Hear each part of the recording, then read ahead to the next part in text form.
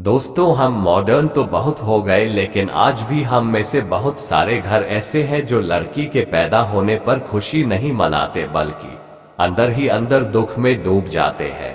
और ये एक सामाजिक बुराई है, क्योंकि स्त्री पुरुष, लड़का लड़की मानव के दो ऐसे रूप हैं जिनके बिना इस दुनिया का चलना असंभव है। बस यही बात हमें समझनी चाहिए। आइए आज हम आपको बताते हैं कि किन घरों में ज्यादा लड़कियां पैदा होती है। नमस्कार दोस्तों, आप सबका फिर से एक बार हमारे चैनल पर बहुत बहुत स्वागत है। आपको ये जानकर हैरानी होगी कि पुराणों के अनुसार लड़की का जन्म भाग्यशाली इंसानों के घर पर ही होते हैं जिन्होंने अपने पूर्व जन्म में पुण्य कर्म किए होते हैं। आपको बता दें कि लड़की को साक्षात लक्ष्मी का रूप माना जाता है। इसी के बारे में हम आज आपको भगवान श्री कृष्ण और अर्जुन के बीच का संवाद बताते हैं, जिसमें अर्जुन भगवान श्री कृष्ण से अर्जुन पूछते हैं कि हे माधव, यह बताएं कि किन घरों में बेटियों का जन्म होता है, किन घरों पर भगवान और मां लक्ष्मी की कृपा होती है जिससे उनके घर में लड़कियों का जन्म होता है।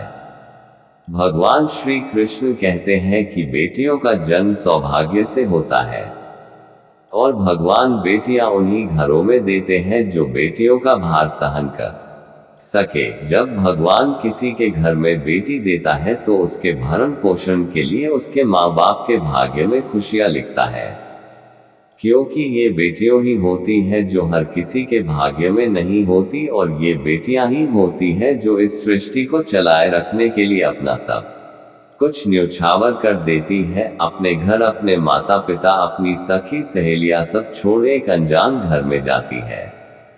पुरुष जरा सोच के देखे, इसे सोचने मात्र से ही रोंगटे खड़े हो जाते हैं कि जिस घर में वो पले बड़े हुए हैं, अपने माता पिता को उन्हें छोड़कर जाना है। यही सोच अगर आपकी समझ आती है तो आप लड़कियों का इस सृष्टि में योगदान समझ सकते हैं। हे अर्जुन, बेटियों का जन्म रुक जाना मतलब इस सृष्टि का जाना है। हमारे समाज में कई ऐसी धारणाएं हैं जो बिल्कुल गलत है। इनमें से एक यह है कि किसी की मृत्यु हो जाने पर बेटियां या बहू उसका पिंडदान नहीं कर सकती, जबकि आपको पता होगा कि रामायण में भी जब भगवान राम के पिता दशरथ की मृत्यु हो जाती है तो राजा दशरथ ने खुद माता सीता के स्वप्न में आकर उनसे पिंडदान की इच्छा जाहिर की थी, क्योंकि उस वक्त वो भगवान श्री राम के साथ वन में थी, तो उन्होंने वहीं से जो भी उनसे हुआ स्वप्न में ही उनका पिंडदान किया, जिसके बाद भगवान श्री राम के पिता राजा दशरथ को इस दुनिया से मुक्ति मिल गई। अगर आपके घर में बेटी है तो आप ये भली भांति जानते होंगे कि एक बेटी बेटे से कहीं ज्यादा माता पिता से प्यार करती है। आपको एक और कहानी सुनाते हैं। एक बार काफी दिनों बाद दो दोस्त आपस में मिलते हैं। दोनों एक दूसरे से अपना हाल चाल पूछते हैं। इस पर एक दोस्त दूसरे से कहते हैं कि मेरे हाल बहुत बढ़िया है, क्योंकि मेरे घर दो बेटे हैं। और अपने दोस्त से पूछा, तेरे घर में कितने बच्चे हैं? तब उसका दोस्त खुशी से बोला कि मेरे घर में दो बेटियां हैं। इस पर पहला दोस्त भगवान का धन्यवाद करते हुए कहते हैं कि मैं धन्य हूं कि मेरे घर दो बेटे हैं और कोई बेटी नहीं है।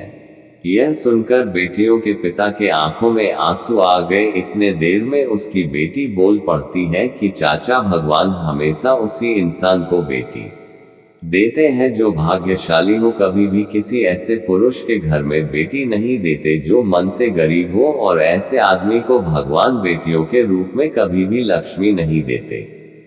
इसी के लिए स्वामी विवेकानंद का किस्सा भी बहुत ज्यादा प्रसिद्ध है। एक बार की बात है कि स्वामी विवेकानंद माता वैष्णो देवी की चढ़ाई चढ़ रहे थे। तभी उन्होंने देखो कि एक कमजोर सा किसान अपनी बेटी को अपने कंधे पर बिठाए चढ़ाई चढ़ रहा था।